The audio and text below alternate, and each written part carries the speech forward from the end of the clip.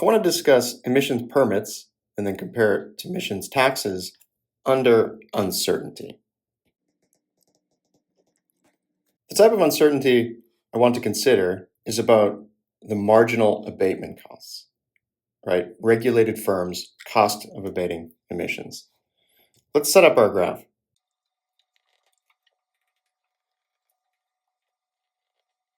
So on the graph, I've drawn the marginal damage in red and what I write as the perceived aggregate marginal abatement cost, the perceived AMAC. And the perceived is the regulator's perception, right? This is the regulator's belief or perception about the aggregate marginal abatement cost in the industry. And this could be through historic data. This could be through, often, this is through self-reporting of those regulated industries, of what it would cost those firms or each firm to abate emissions, to reduce their emissions. But whatever the case, the perception may differ from reality. And that is what we want to talk about in this video. And let's consider a permit system where a regulator bases their allocation of permits, right, the total allocation of permits based on the measure of marginal damage and their perception of AMAC. And so EP would be the efficient level of emissions, or the perception, the belief of the efficient level of emissions. Now let's consider the world where the actual level of abatement cost is higher. Okay, so the regulator underestimates reality.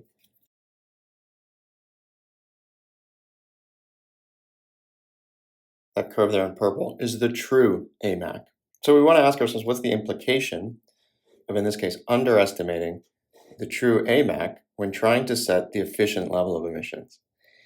And if we can follow up this line to where the permit system, right, and you can think of the permit system again, this is the supply of permits. And the downward sloping aggregate marginal abatement cost is like a demand for emissions. And so ultimately, this would be, we would expect a permit price of about right here, right? That would be the true price. The predicted price would have been here, right? This would have been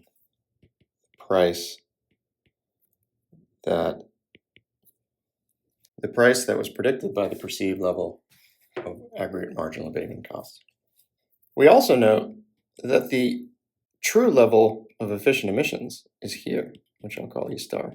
And so because we underestimated the cost of abating emissions, we overestimated how much abatement is needed for efficiency. And so less abatement is actually needed in this world based on the true aggregate marginal abatement cost.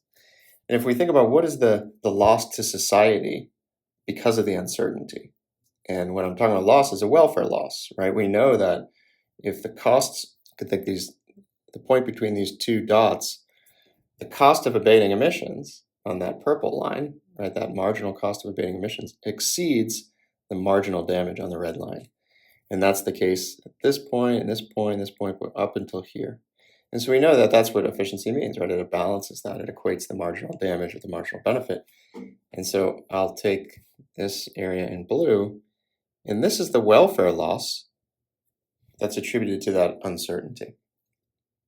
So let me write that out.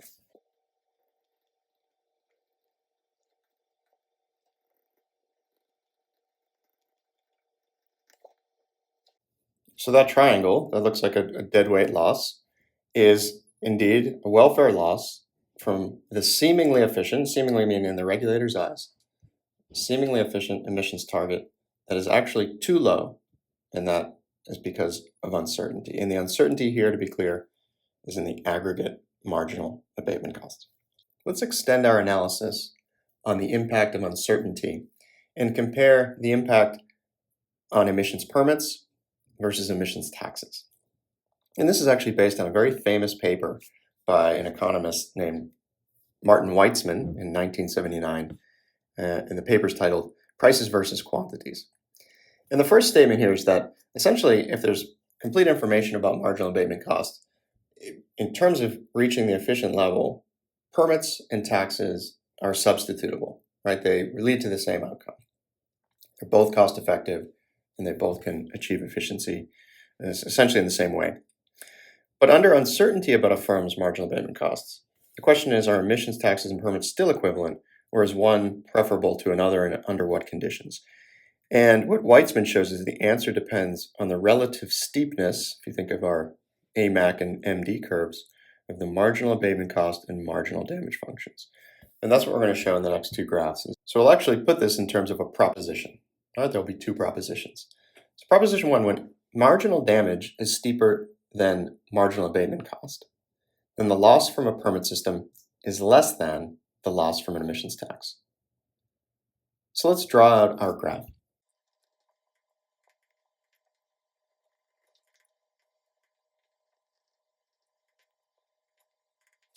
Okay, now that we have our graph, we see, again, the perception of the AMAC, we have the marginal damage, and then, like before, I'm going to consider the case where the aggregate marginal damage, in reality, the true AMAC, is higher than the belief.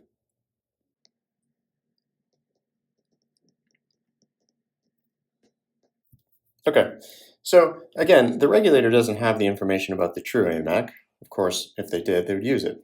So they're basing all of their decision making on the perceived AMAC, right? So you could think of that purple true AMAC as something that's lurking in the background, but that's not observable to the regulator. And so if you think about the two policy mechanisms they could use, right? Permits, let's put this in green.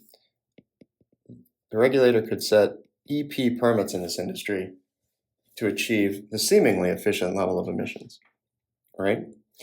Alternatively, they could, given the information they have, set a per unit uniform emissions tax of T and set it right there. And if you think of what will happen with both systems, so in the permit system, we know that the level of emissions is going to be here, right? Because this is the supply of permits. Let's assume that firms are complying, they're not non-compliant. And so we know the emissions level. The uncertainty causes the price of the permit to be pretty high, right? I won't intersect it. Well, I can remove it, but the price would actually end up there. I'll take that away just so it's not messy. But under the tax system, it's a little bit different, right? It's a little bit different under the tax system. The tax system, firms respond to where the tax meets their marginal abatement function. And this is the aggregate one. I'm going to have to extend it, sorry.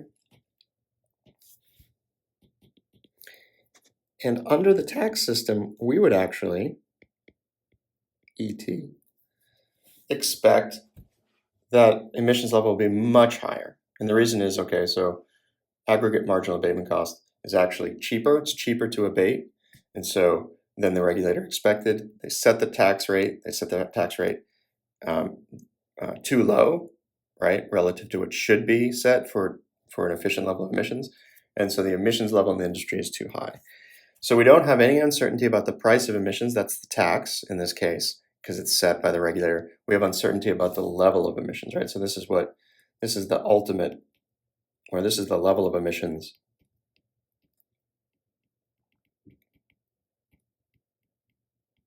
under tax.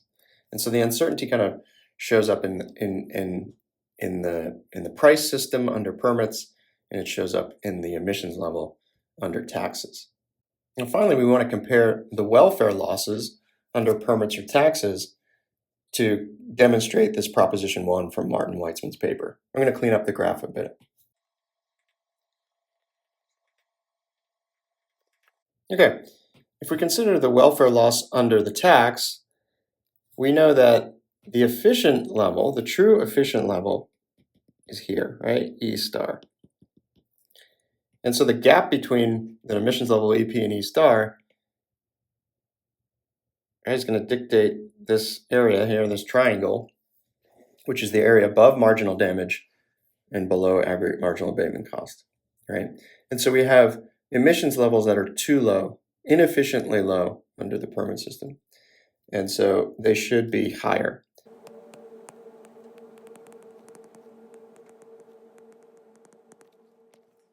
Then over here on the other side, right, from the relatively high emissions under the tax, everywhere under the marginal damage and above the true marginal abatement costs, the true AMAC curve, is the welfare loss due to the uncertainty under the tax system. If we call this area A and this triangle B, it's clear that B is larger than A, which confirms proposition 1 when the marginal damage is relatively steeper, right? If it's steeper than the MAC, then the loss from a permit system is less than the loss from the emissions tax. Again, under uncertainty, and the uncertainty in this case is about the aggregate marginal abatement costs.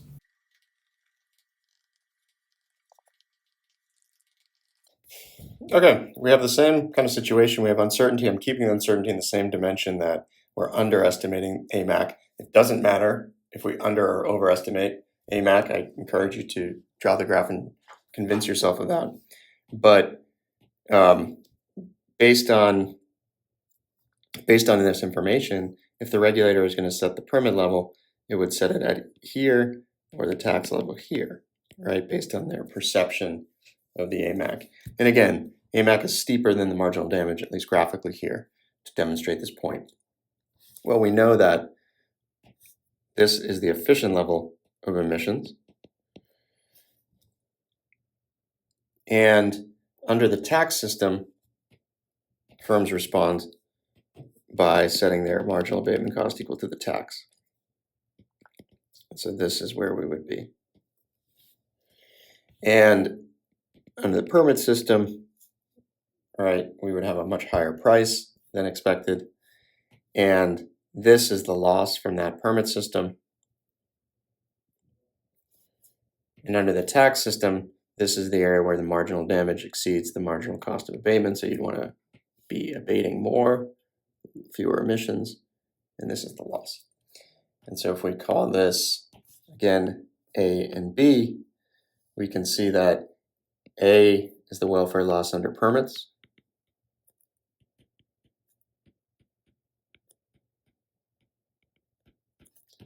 B is the welfare loss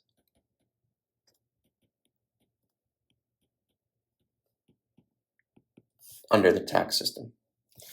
And here, A is greater than B. This is the second proposition from Martin Weitzman paper. The gist is that whether you prefer taxes or permits under uncertainty depends on the relative steepness of the marginal damage and marginal abatement cost functions.